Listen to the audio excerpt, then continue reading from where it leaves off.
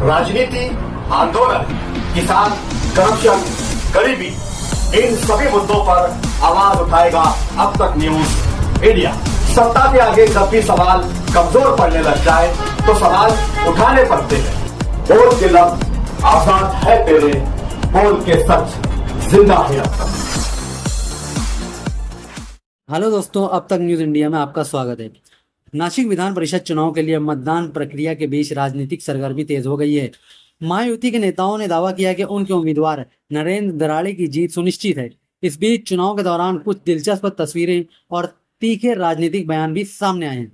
Nashik Vidhan Parishad seat के लिए मतदान के दौरान महायुति के उम्मीदवार नरेंद्र दराड़े के भाई और शिक्षक विधायक किशोर दराड़े ने येवला स्थित मतदान केंद्र का दौरा किया। मीडिया से बात करते हुए उन्होंने दावा किया कि उनके भाई नरेंद्र दराड़े 550 से अधिक मतों के अंतर से विजयी होंगे। उन्होंने कहा कि शुरुआती बगावत का मतदाताओं पर कोई असर नहीं होगा और मतदाता पूरी समझदारी से महायुति के पक्ष में मतदान कर रहे हैं। बागी उम्मीदवारों ने भी अब नरेंद्र दराड़े को समर्थन दे दिया है, जिससे महायुति की राह आसान हो गई है। मतदान से ठीक पहले येवला, मनमाड़ और नांदगांव क्षेत्र के मतदाताओं को थाने के एक रिजॉर्ट पर ले जाया गया था। मतदान के दिन सुबह ये सभी मतदाता येवला के एक लॉन में पहुंचे। वहां नांदगांव के विधायक सुहास कांदे और शिक्षक विधायक किशोर दराड़े ने उन्हें मार्गदर्शन दिया और एकजुट रहने की अपील की। दूसरी ओर निर्दलीय उम्मीदवार गोकुल गीते ने मंत्रियों की उपस्थिति में प्रचार बंद करने की घोषणा की थी। इसके बावजूद उनकी पत्नी पर आरोप है कि उज्ज्वला गीते महायुति उम्मीदवार नरेंद्र दराड़े के गृह क्षेत्र येवला पहुंची। वहां मतदान केंद्र में प्रवेश द्वार पर वो आने वाले मतदाताओं के सामने हाथ जोड़कर अपने पति गोकुल गीते के लिए वोट मांगती नजर आई, जिससे राजनीतिक हलकों में चर्चाओं का बाजार गर्म हो गया है। इन सब को लेकर महाराष्ट्र सरकार के मंत्री दादा भुसे ने भी विधान परिषद चुनाव को लेकर महायुति की जीत का विश्वास जताया है। उन्होंने कहा है कि इस चुनाव में महायुति के 6 उम्मीदवार पहले ही बिन विरोध चुने जा चुके हैं। बाकी 17 सीटों पर चुनाव हो रहा है। महायुति इन सभी सीटों पर जीत दर्ज करेगी। नासिक सीट पर महायुति के पास 500 से अधिक मतदाताओं का समर्थन है, इसलिए नरेंद्र दराड़े की जीत पूरी तरह तय है। ऑपरेशन टाइगर का जिक्र करते हुए दादा भुसे ने कहा कि जनप्रतिनिधियों का एक बड़ा वर्ग मुख्यमंत्री एकनाथ शिंदे के नेतृत्व पर विश्वास रखता है। उद्धव ठाकरे गुट के कुछ लोगों ने बाला साहेब ठाकरे के विचारों को तिलांजलि दे दी है, जिसके कारण आज उनकी ये स्थिति हुई है। संजय राउत के बयानों पर कड़ा एतराज जताते हुए मंत्री दादा भुसे ने यह भी कहा कि इंसान को अपनी मर्यादा नहीं भूलनी चाहिए।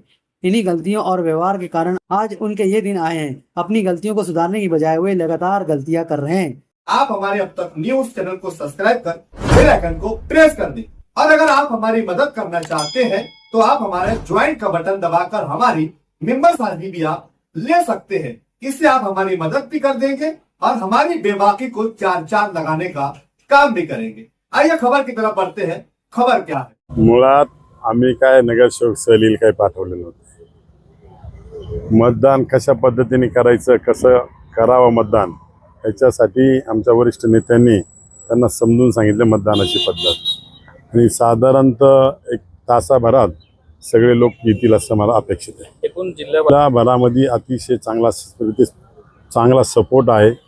साधारणतः 619 पैकी साधारणतः 475 मध्ये महायुतीचे, साधारणतः नरेंद्र दराड़े यांना 550 मतं 100% होतील अशी मला अपेक्षा आहे। नाही, प्रचार बंद वगैरे काही नव्हतं। मुळात त्यांनीच आधी डिक्लेअर केलेलं आहे का माझा युतीच्या उमेदवार नरेंद्र दराड़े आहे, त्यांना पाठिंबा आहे। त्याच्यामुळे बंद वगैरे काही झालेलं नाही आणि कोणत्याही ठिकाणी त्यांचे पोलिंग एजंट काही मला दिसले नाही अद्याप। मी आताही पाहिलं तर कोणीच नव्हतं। काय सुज्ञ मतदान आहे, ते 4-4, 5-5 हजार, 10-10 हजार लोकांमधून निवडून येतात, त्यांना सगळा अनुभव आहे। त्याच्यामुळे त्याच्यावर काही परिणाम होणार नाही।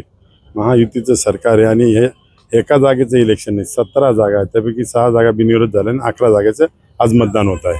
त्यात 11च्या 11 जागा 100% युतीच्या आहेत। आज होऊ घातलेल्या विधान परिषदेच्या निवडणुकीसाठी महायुतीचे उमेदवार नरेंद्र भाऊ दराड़े हे आमच्या नाशिकमधून उमेदवार आहेत। महाराष्ट्राचे लाडके मुख्यमंत्री फडणवीस साहेब, शिंदे साहेब उपमुख्यमंत्री, सुनेत्राताई पवार आणि आमचे नेते गिरीश भाऊ महाजन यांनी या महायुतीच्या आम्हाला आवाहन केलं होतं का महायुतीच्या उमेदवारांना विजयी करावे। त्यासाठी आम्ही आज मतदान केलं आहे आणि 2 दिवस काल सकाळी पण काल रात्री पण आज सकाळी पण मंत्री महोदय गिरीश भाऊ महाजन यांनी सर्व महायुतीच्या पदाधिकाऱ्यांना आवाहन केलं होतं का आपला उमेदवार जळगाव असो नाशिक असो बहुमताने निवडून आले पाहिजेत. त्याप्रमाणे आम्ही युती धर्म पाहून मतदान केलंय. काय सांगाल की आता येवल्याचे जे म्हणजे महायुतीचे उमेदवार निवडणार आहे त्याच्या मताधिक्याने निवडून येतील? प्रचंड मताने निवडून येईल. नाही, आपण जर बघितलं असेल तर मला वाटतं की मोठ्या प्रमाणात लोकप्रतिनिधींचा विश्वास या ठिकाणी माननीय एकनाथजी शिंदे साहेबांच्यावर त्या ठिकाणी आहे.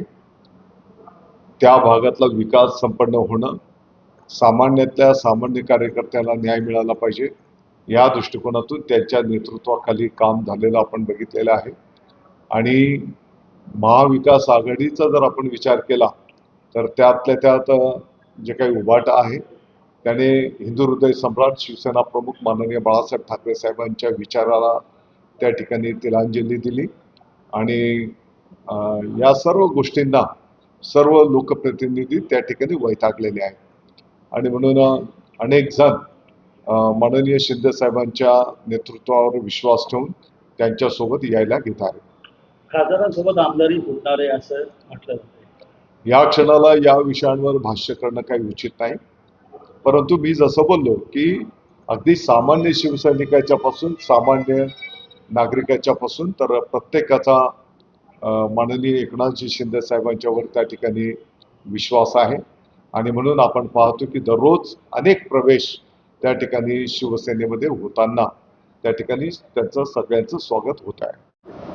माणसाने किती पातळी सोडली पाहिजे हे त्याचं एक नकारात्मकता उदाहरण त्यांनी समोर आणलेलं आहे.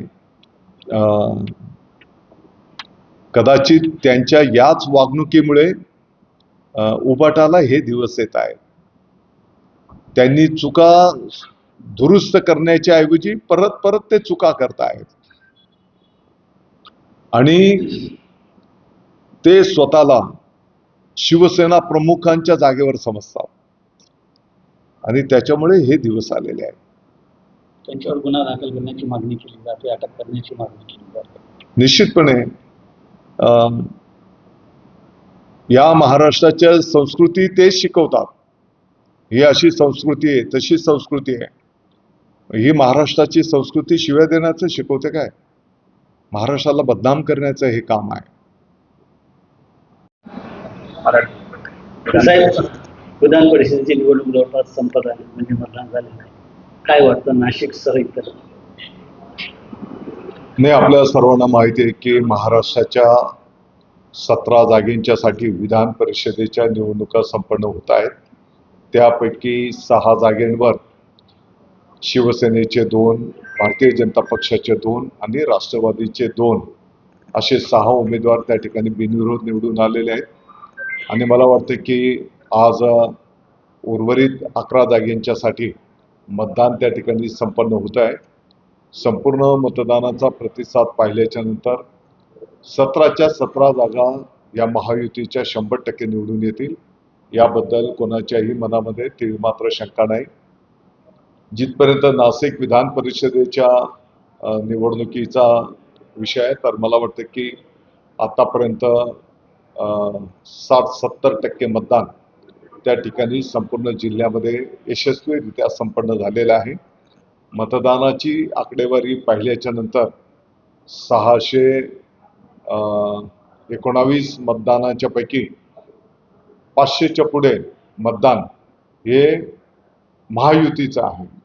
आणि म्हणून इथलेही उमेदवार 100% या ठिकाणी महायुतीचे शिवसेनेचे नरेंद्रजी दराडे हे निवडून येतील हा मला विश्वास आहे. आज विधान परिषदेची येवल्याची मतदान आज पार पाडतंय.